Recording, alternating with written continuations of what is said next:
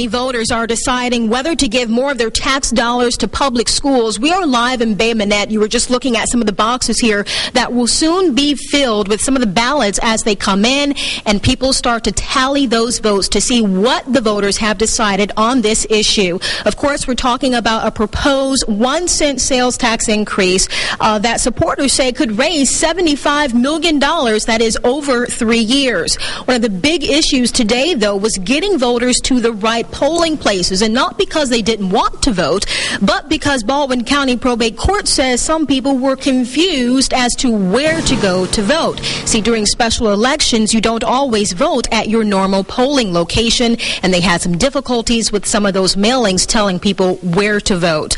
The Board of Registrars has been taking phone calls on that matter all day today.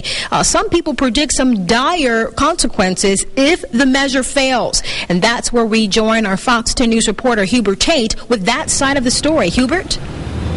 Well, good evening, Lenise. Of course, we are here at Wings Restaurant in Daphne. This is where school board leaders will meet tonight to watch those returns. But as you mentioned, a lot of voters are worried about how the effect of this outcome will be on their families. Fox 10 News reporter Renee Dowles has more on that side of the story. But I'm certainly willing to pay $1 for every $100 I spend. Jean Bird says 1 cent on the dollar is a small price to pay for the future of the school system. But what if the proposed tax fails? Some say the outcome could be devastating. I feel sorry for the kids. And plus the teachers, they have so much to go through. And can you imagine putting a bunch of kids in one room? I'm afraid that there's going to be too many kids in the classrooms and not enough teachers. My husband's in the school system also, and I fear for his job. Frida McDonald says a no vote could affect a lot more than the schools. I'm concerned about schools, but also property and property values and people and just all of that. While supporters say they fear catastrophe if the referendum fails, opponents say it's all a scare tactic. No, I don't think so. Think about it. They said they're going to get $25 million a year for 3 years.